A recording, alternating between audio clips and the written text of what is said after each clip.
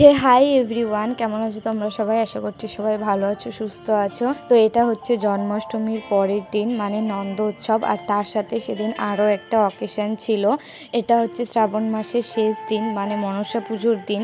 তো সকাল থেকেই না এদিক ওদিক করে প্রচুর কাজ করেছি আর প্রচুর ব্যস্তও ছিলাম, যার কারণে আর ক্যামেরাটা হাতে তুলে নেওয়া হয়নি। তো এদিকে দেখো, বাবা সকাল সকাল এই যে মা মনসার ঘট বসিয়ে দুধ কলা দিয়ে পুজো টুজো করে তারপরে দোকানে গেছে। যেহেতু বাবা প্রত্যেক বছরই মা মনসার পুজো করে, তো সেই কারণে বাবাকে সকালবেলা উঠে এই পুজোর টুকটাক কিছু জোগাড় করে দিলাম, মাকে একটুখানি হেল্প করছিলাম। আর আজকে যেহেতু নন্দ উৎসব, গপু আমাদের বাড়িতে আসার পরে প্রত্যেক বছরই এই নন্দ উৎসবের দিন বাড়িতে কিছু না কিছু ভোগ বানিয়ে গপুকে দেওয়া হয়। মনসা পুজো, গপুকে ভোগ বানিয়ে দেওয়া, এত সমস্ত কিছু একসাথে পড়ে গেছে না, এই কারণে সকাল থেকে আর ভিডিও করার সময় সুযোগ কোনোটাই হয়ে ওঠেনি। তাই যখন একটুখানি ফাঁকা পেয়েছি তখনই এই টুকটুক করে ভিডিও ফুটেজগুলো নিয়েছি। তো এদিকে দেখো, মায়ের এই নন্দ উৎসবের জন্য পায়েস করা হয়ে গেছে। আর আমি সকালবেলা উঠে স্নান টান করে ফ্রেশ হয়ে গপুকে আগে স্নান টান করিয়ে রেডি করালাম এই নন্দ উৎসবের জন্য।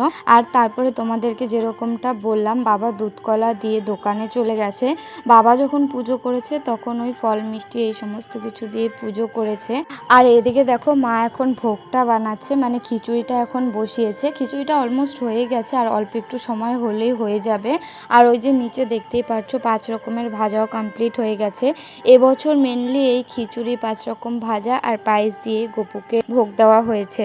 এর আগের বারের মতো অত পঞ্চব্যঞ্জন করে দেওয়া সত্যি সম্ভব হয়নি, কেন কি মনসা পুজো আর এই নন্দ উৎসব একদিনে পড়ে গিয়েই না আরও মুশকিলটা হয়েছে।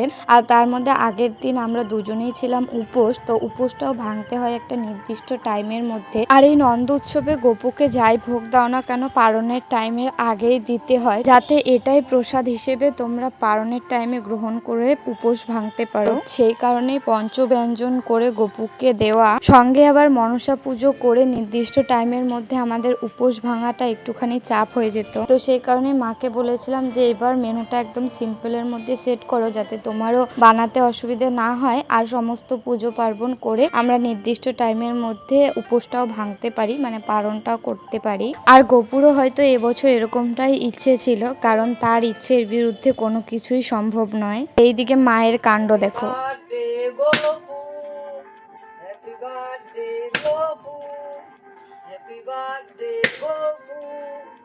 গপুও ভয় পাই যাবে গা।